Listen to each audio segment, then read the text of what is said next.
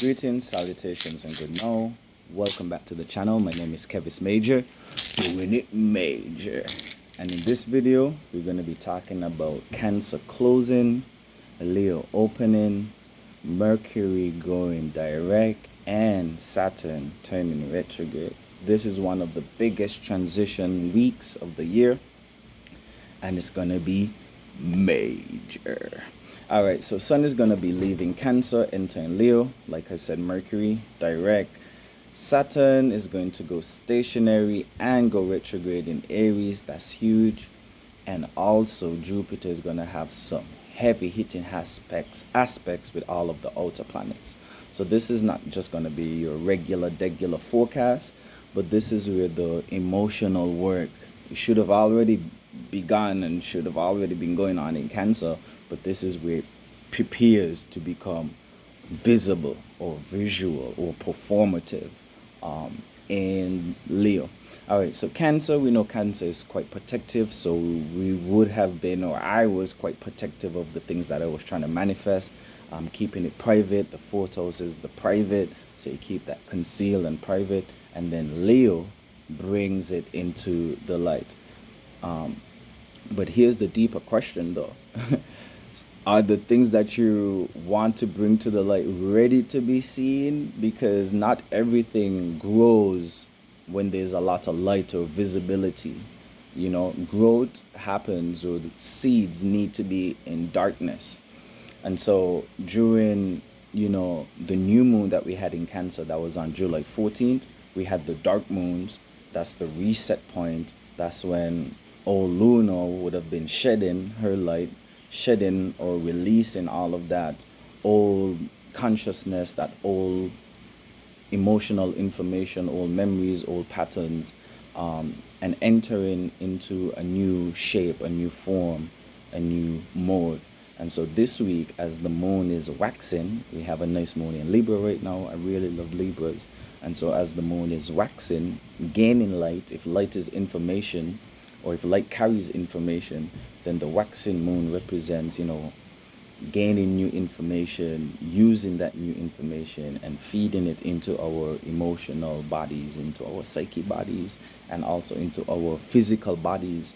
So as the moon appears to grow in size, in brightness, in strength, and intensity, so our internal bodies, our internal feelings, our intentions, our instincts, our attention, right, and focus is being fed. So whatever seeds you're planting, whatever you're trying to manifest, at the new moon is where things begin to really, you start putting in that big work, where you start putting in a lot of attention and focus into those things. And the attention matters, right? Because where your mind goes, the energy flows, right? Where your attention goes, the consciousness flows. And where consciousness flows, that's where reality starts to organize itself. And so this week we need to be very careful of what we're feeding, right? What we're giving our emotional attention to, our emotional awareness to, especially during this waxing moon. And god damn, ain't there a major psyop to take everyone's attention. Today I was driving around doing bits and bobs, and everybody's just geared up and tuned into the World Cup. So everybody is giving all of their emotional energy during this waxing moon to Spain and Argentina, to FIFA, and to all of those external forces. When we know that a waxing moon, it's gaining light, it's gaining intensity, it's gaining strength, we need to be, feeding our internal, right? That's our emotional fuel, or represents our emotional fuel. So ask yourself, ask yourself, what are you feeding emotionally? What are you giving your attention, your intentions, and your focus to? How are you strengthening your inner flame? And what reality is that helping you to create? Now, in the Caribbean, different geographical locations have their different, weathering systems, and have their different astrology, basically. And so, we have a different system here. Spring is birth, summer is life, Autumn is decline and winter is seen as death. However, summer during life is also synonymous for a miniature death phase. And so summer is not just life and we're partying, but it's also exposure, it's also heat, it's also intensity, it's also externalizing your light. It's also ripening. We could look at the fruits and the flowers, everything is blossoming. Summer is also consumption, because as you expose your light, as you show your light, people are consuming it, right? And so the same way the fruits come forth and the fruits are ready to be eaten, sold, shared, consumed, transformed, and then returned back to seed, is the same way the sun can also burn, right? The same light that helps to grow things could also expose, right? And we talked earlier about the darkness is where things actually grow. So you got to be careful if you're still growing, or if you're ready to expose your fruit and sell and share, right? Because we know that the roots are in the darkness. We know that the womb is a dark space. We know that the soil is darkness.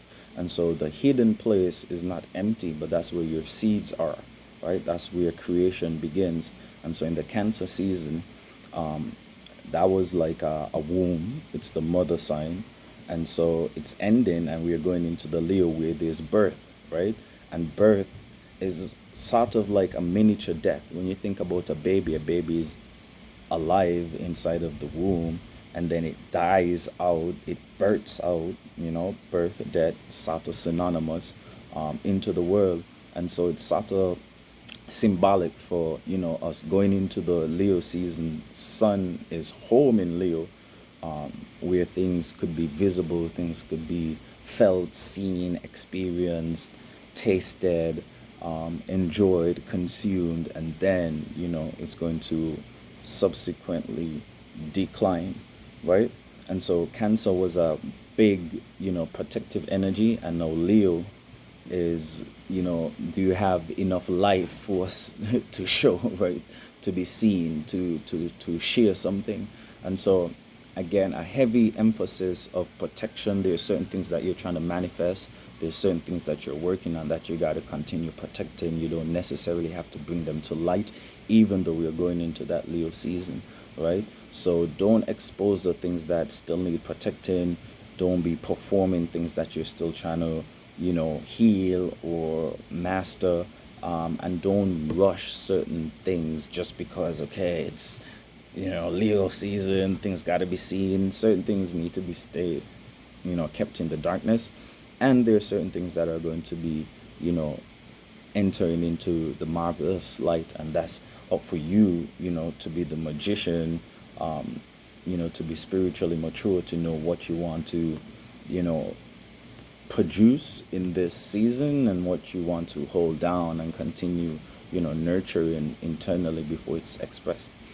On the 20th, Jupiter is going to be starting to make these beautiful aspects. It's going to be trining Neptune, however, opposing Pluto retrograde, and then it's going to also sextile Uranus. So let's see if we could touch all of these individually and then tie them in together. We know that Jupiter expands, right? But Neptune loves to imagine, loves to dream, loves to spiritualize, loves to dissolve the boundaries. It's into fantasy and best wishes and this grand imagination of things that are not current, but things that you could will, down into existence in some way, shape, or form, right?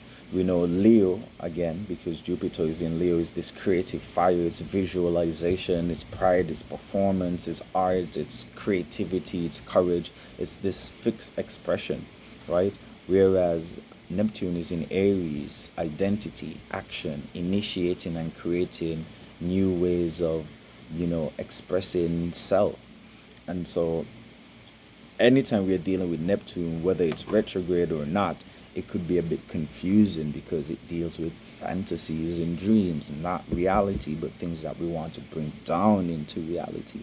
And so the confusion, whether it's direct or retrograde, is if your visions, your fantasies are real, if they're rooted and grounded in your authenticity and in your truth. A lot of us have imaginations and fantasies and things that we want to do, best wishes, right? But it's based on someone else's imagination or fantasy or fallacy. And so it keeps us in this perpetual loop of trying to manifest something that is not even native, right, to our destiny per se, or our higher calling per se, right? Now that's another deep topic. We're gonna push that to a side for a bit, but nevertheless, Neptune, because it deals with dreams and fantasies, again, is it just a fantasy or dreamland that you want to escape to, that you're never going to bring down into reality, and so it takes away from your reality? Or is it something that you're actively working on? And so we know that these transits, tap us, give us easier access to these imaginations and fantasies. And so it seems like inspiration, divine inspiration, creativity. And so it's beautiful for your creative work. If you're a creator, performer, or you're just trying to reconnect with a certain level of courage, right? You got to break out of the box, you got to dissolve some boundaries, some stagnation, so it could be good. But the shadow is, inflated aspiration, feeling like, oh, I'm maybe like a chosen one, without doing the necessary work. Or you're just escaping to this fantasy land, fantasy state of mind consciousness without putting in the groundwork to actually bring it down into reality and make it make sense. Can this fantasy feed your family? Can it leave a legacy? Or is it just, okay, this is just for me, myself, and I to escape the real world? And so we need to be using these influences, to inspire the dream, but not replace your reality. Because Jupiter, you know, of expansion is also opposing Pluto retrograde in Aquarius. Now, all of these outer planets affect us in a different way. Pluto is that planet of power and control, and so when the influences really get to us, you know, they seem a bit chaotic and disruptive because it's checking the foundations, it's checking to make sure that, things are definitely under control, that the power structures are rooted and grounded in truth and authenticity. And so Jupiter again likes to expand. It's in the sign of Leo, which is the grand stage. We are all sharing and participating with our fixed expressions, right? And so Pluto is the audience, right? The group, the system, the network, the affiliations, maybe the technology, the social movement, the actual power and control of your performance, right? And so there's a push and pull because in one aspect, Jupiter expands your personal performance, whereas Pluto down in Aquarius deals with the people, places, things, circumstances that you're affiliated with.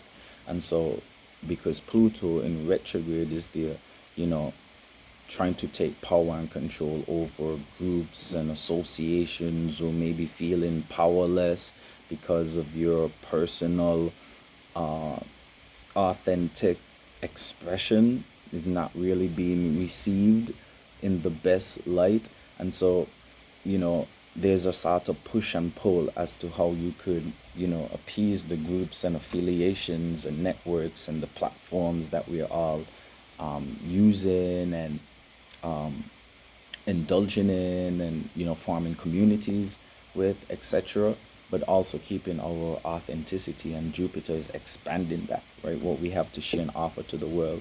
And so in relationships it could show a bit of power struggle around attention, pride, control, jealousy, recognition, who gets to lead, or just how you're seen in a particular group, or system, or among your affiliates. In business, that could also, show some push and pull or tension between, you, the performer, and also who you're performing for, the audience or the platform. When it comes to your money, you could be very confident because Jupiter in Leo, quite confident, but again, it's opposing the group and affiliation. It's opposing systems. It's opposing, your networking, and so you don't want to outshine the entire group. You know, in society, we're looking at our, leaders, celebrities, government, social movement, digital systems, having a certain clash over the power and attention. So that's something for us to, keep on the radar. So Jupiter in Leo wants to shine, but Pluto in Aquarius wants to take power and control over the group and associations and the networks and the platforms. And so the push and pull is who really controls the spotlight. Now, if you're adept in astrology, you know that this placement is going to happen in a particular house. So whatever house you have this placement in, that shows you where, you have more access to shine. And so you could kind of rely on that to know where you could be making more outputs, and the areas where you need to probably be a bit more reserved. On the 21st, Jupiter is going to sextile Uranus. The sextiles are usually, smooth flows or harmonious flows of energy. We know that Uranus could be a bit chaotic. Those outer planets, they sort of, anyway, let's not get there. But we could look at Uranus as a higher octane of Mercury, bringing in higher information. We know Mercury deals with thinking, communicating, processing information, processing earthly information, but Uranus is trying to process things that are more out there, that are not current or relevant to the now, right? And so by the time we bring that information here in our own individualistic way, it seems a bit odd, weird, rebellious. We need to make it make sense. But this uniqueness is what is seen as creativity that makes us different, that makes us stand out, that makes us authentic, right? And so it could help us to expand because it gives us, new opportunities, it gives us new insight where we could tap into maybe new audiences, have new creative direction, or just have unexpected inspiration, right?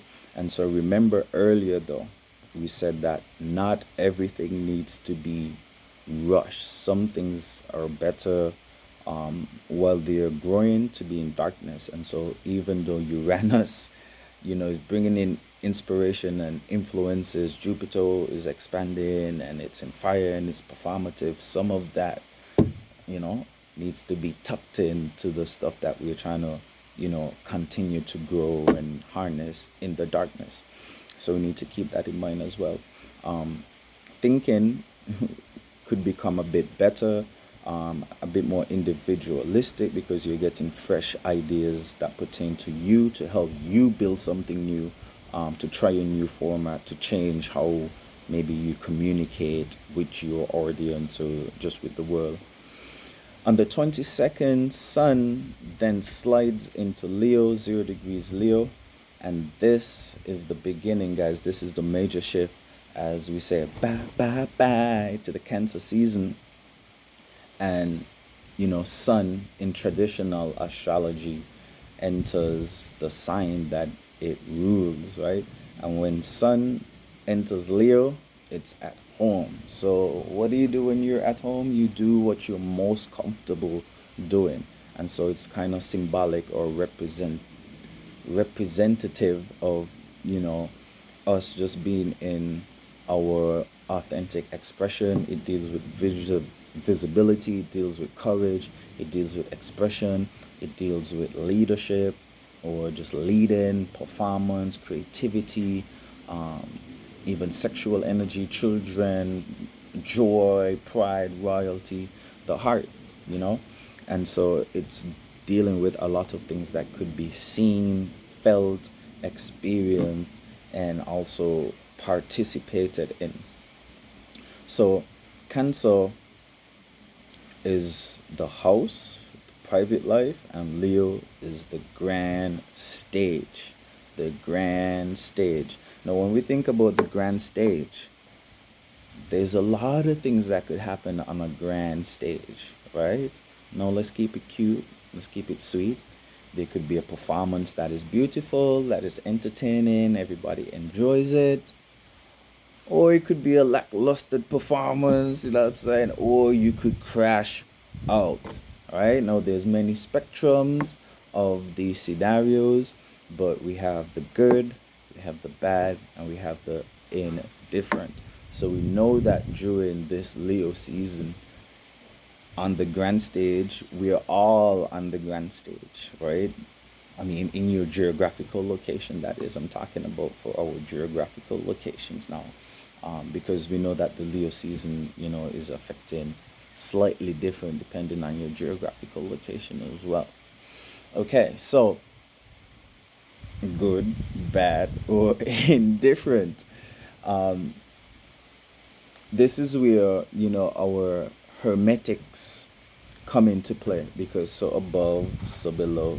And so when the sun changes signs, anytime there's a transition in the sky, there's also a mirror consciousness, right? There's also a shift as we are interacting with different spaces and spirits and angles, and also demons, which are de-evolved spirits or lights. But that's another story. And so the way we act is going to change, the way we create is going to change, the way people perceive us changes, and all of the energy behind the same actions change. So the sun is how you do things, but as we change signs, it's a modification as to how we do these things. Okay? So you could be doing the same work, doing the same routines, right? But this 30-day period is going to be different from the last 30-day period. It's not going to feel the same. It should never feel the same. Okay? So in Cancer, I was working more privately. You may have been working more privately, protective, emotional, intuitive, family based. And in Leo, the same work just comes a bit more visual and expressive and creative, performative, emotional, heartfelt, and all of that type of good stuff. Um, Reason being is that Leo is fixed fire, right? It's fire, so it's hot. It's also risen, right? It's also at a very high point in the sky. It's active, it's visible. And we know that based on what happens in nature, it produces fruit that could be consumed, right? And so performance and people being able to consume it. And so Leo is not a spark like the Aries. Leo is not scattered fire like the Sagittarius, but it's sustained, it's fixed. It's a fixed flame. It's hot.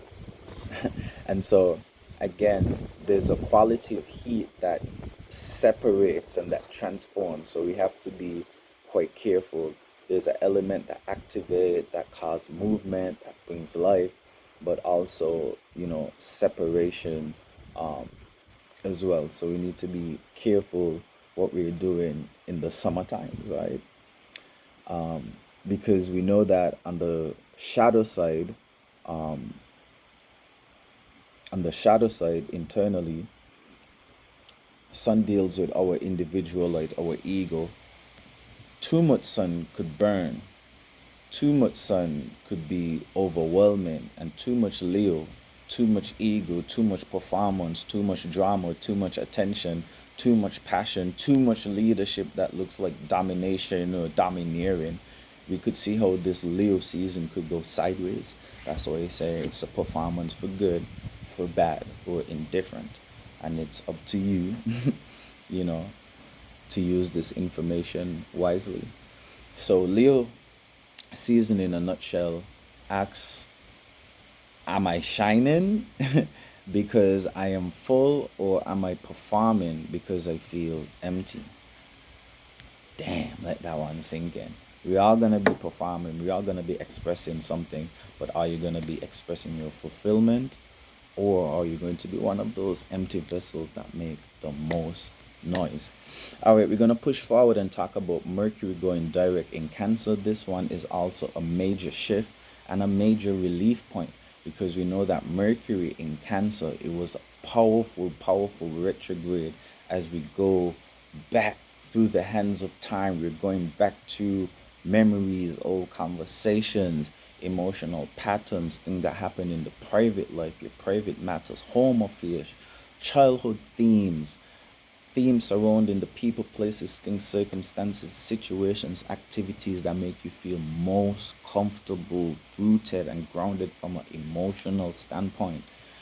People who were parent figures or things that are related to your heritage or your lineage, not just physically but emotionally and from a spiritual standpoint. All of those, traditions and the culture and the heritage and the struggle and all of that emotional intelligence that should be passed down through the generations, right, or through lineage that may or may not have happened, right? And so the retrograde gives us that opportunity to go back, almost go back in time. It's like taking steps backwards to find ourselves, redeem ourselves before going forward. And so we talked about, performing from fulfillment, or performing or speaking, communicating from our trauma, or our insecurity, or from that damaged place, right? Mercury afforded us that opportunity to go and heal and remedy a lot of those, traumas and insecurities. And so now that Mercury is going to go direct around the 23rd, it doesn't mean everything is going to be perfect, not all at once, but the mind begins to, gradually move forward with, more clarity, less emotional confusion, and the conversations can now move into creating new reality, new physical forms, and memory, could be interpreted or perceived in a different way.